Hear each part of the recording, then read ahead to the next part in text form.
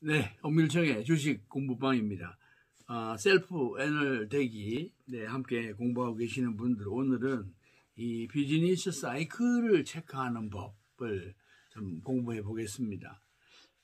세상이 늘 변하죠. 변하는데, 정말 이 비즈니스 사이클 경기 전망이라고 하는 것은 이건 정말 하늘도 잘 모릅니다. 네, 그러나 지나고 보면은 흐름은 있죠. 네, 그래서 트렌드를 봐라. 그런 얘기인데, 얼마 전에 제 업계 후배이기도 한 박현주 미래에셋 회장이 아주 중요한 말을 한번 언론에 한 게 있습니다.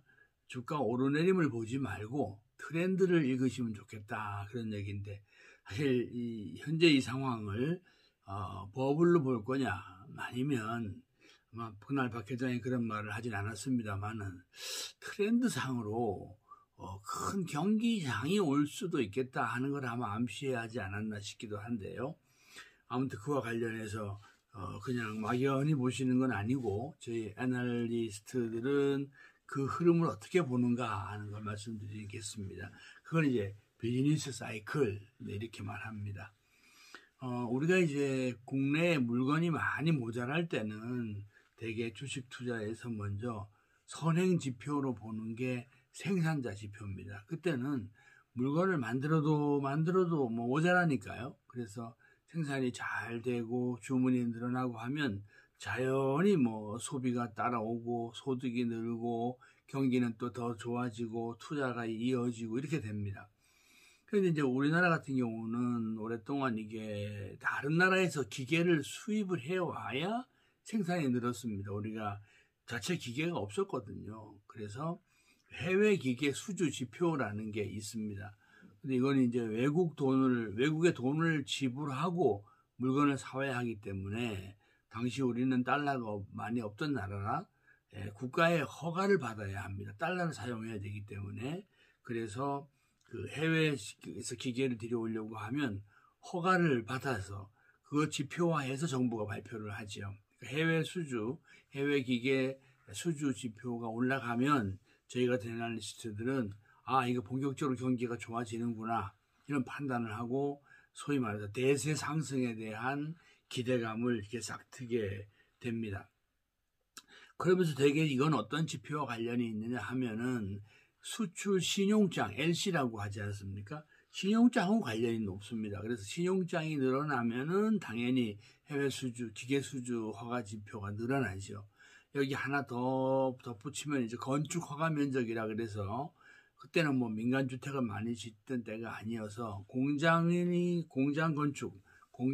건축을 하기 위해서 허가를 받는 지표가 세 개가 다 늘면, 그러니까 해외 수주 기계가 늘고 수출 LC가 신용장이 늘고 건축 허가 면적이 증가했다. 이건 대박이 나는 거죠. 대호황이 됩니다. 이럴 때가 있었습니다. 1986년부터 1988년까지 3년 동안 삼저 경기라 그래서 굉장히 대박이 났던 시절에 이 세 지표가 올랐고요. 그때 제가 현장에 있었습니다만, 그때 120, 30포인트 하던 코스피가 한 3년 동안 한 번도 쉬지 않고 1000포인트까지 올라갔던 그런 시절이기도 합니다. 혹시 요즘 그런 또 조짐은 없는지 저도 요즘 예의주시를 하고 있습니다. 이제 과거 제가 그 프로스펙스를 만드는 신발 회사 아시나요? 국제상사라고.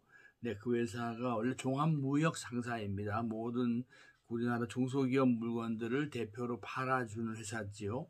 삼성물산, 대우, 현대종합상사, LG상사, 국제상사, 또 SK, 현대글로벌, SK네트워크스라고 하는 이런 회사들이 그런 일을 했습니다만은, 제가 상사원 시절에 그 신발을 이제 저희가 나이키 같은 데서 OEM으로 받습니다. 그러면 우리나라가 신발을 제일 많이 만드는 나라에서 국제상사나 사마고 이런 데서 이제 만들어서 OEM으로 팔고 그랬었습니다. 부산이 아주 제호황기 때가 바로 이때였지요.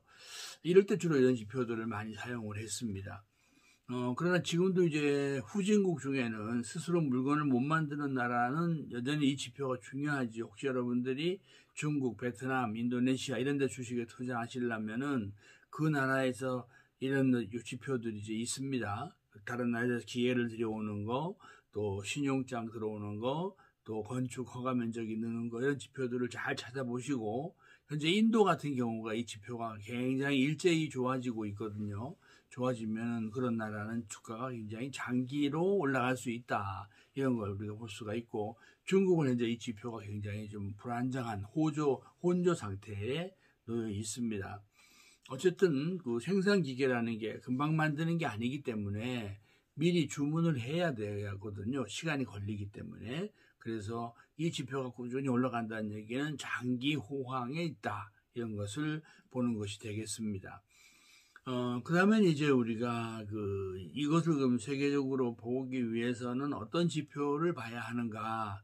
이 PMI라는 게 있죠. 네, 뭐 투자하시는 분들 이 지표 많이 보셨을 텐데, Purchasing Manager Index라는 단어입니다. 구매자 관리 지수라는 건데, 제일 많이 쓰는 건 미국에서 그 전미 구매자 협회라고 있습니다.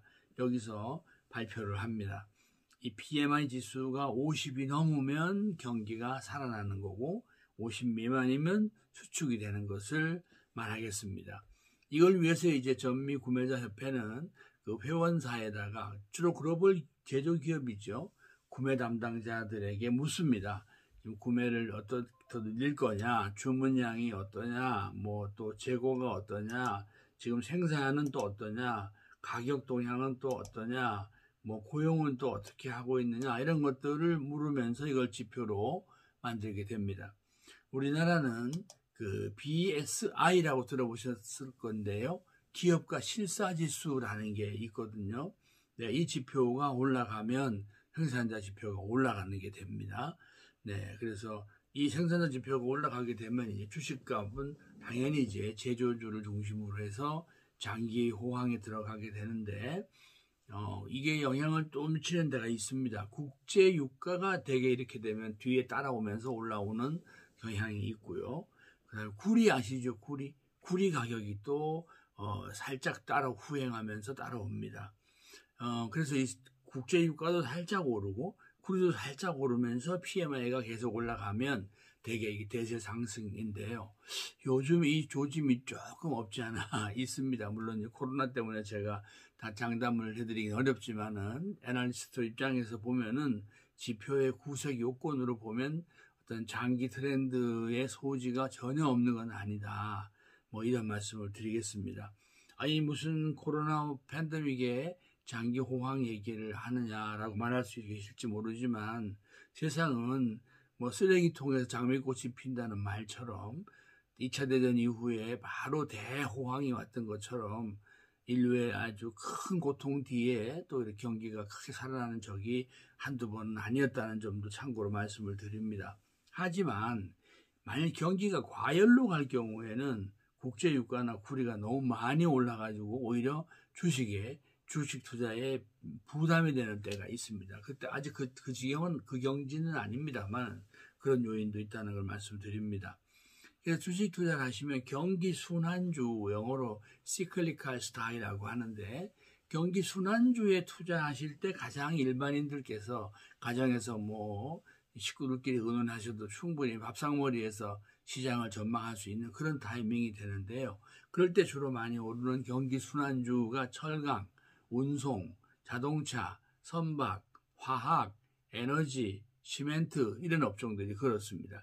요즘 예컨대 뭐 LG화학이나 현대차를 전기차로 보느냐 또는 뭐 배터리로 보느냐 이런 측면도 있지만은 애널리스트 입장에서 볼 때는 그 뒤에는 또 큰 경기 흐름이 지금 찾아오는 게 아니냐 하는 걸 볼 수 있는 게 이들이 다 경기 순환주에 있거든요. 경기 민감주라고도 하고 여기에 만일에 이게 따라 들어온다고 하면 이 뒤에 따라 들어오는 것들이 뭐 포스코라든가 건설주 이런 게 따라 들어올 수 있거든요.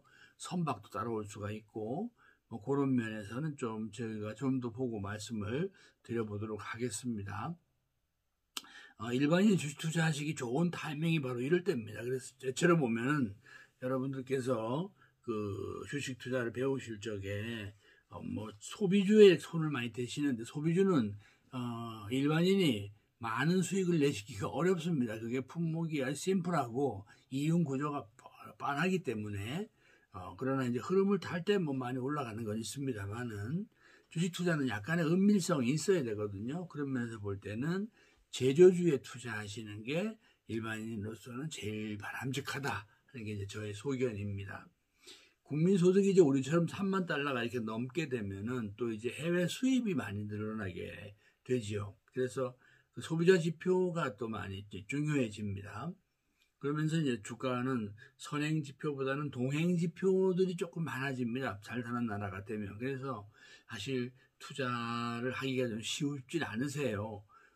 투자는 사실 후진국일 때 투자하기가 좀 좋은데 또 그때는 돈이 없지 않습니까? 세상이 참 이렇게 맞춰주질 않습니다만은 어쨌든 초보자들께서는 소비자 지수나 동행 지수 같이 주가랑 같이 움직이는 것들이 많은 시절에 투자를 하시면은 더 공부를 많이 하셔야 된다는 말씀을 드리겠습니다. 어쨌든 이제 아까는 생산자 지수 말씀을 드렸고 이번엔 소비자 지수 말씀을 드려보면은 소비자 심리 지수라는 게 있거든요. 우리는 한국은행이 발표를 매달 소비자한테 묻습니다. 가계 수입이 어떠냐, 생활 형편이 어떠냐, 지출을 어떻게 할 거냐, 경기는 어떻게 보냐, 집값은 어떻게 보느냐, 취업은 어떨 것 같냐, 이자율은 어떠냐 하고 쭉 물어서 100을 기준으로 발표를 합니다. 이 수치가 이제 100일보다 넘게 되면은 이전에 평균값보다 높다 그런 뜻이고 낮으면 이제 100 이하가 되고 그렇습니다. 뭐 짐작하셨겠습니다만은 코로나로 아주 대충격을 받은 지난해 상반기에 이 지수는 아주 역대급으로 낮아서 뭐 70 미만에 내려가 있었습니다. 지금은 한 90 정도 이렇게 올라와 있습니다. 그런데 이제 이 소비자 심리 지수는 전문성이 좀 낮기 때문에 이 감수성도 좀 높은 일반인들께서 개인 의견을 반영하고 있기 때문에 좀 이렇게 주식 투자 이용에 좀 단기적으로 이용하시는 게 좋겠다는 말씀입니다. 앞서 말씀드린 생산자 지수 PMI 같은 것은 장기 트렌드를 보시는데 사용하시면 좋고, 여기 뒤에 따라 들어오는 소비자 심리 지수 같은 거는 그때그때 단기 지표에 활용하시면 좋겠습니다.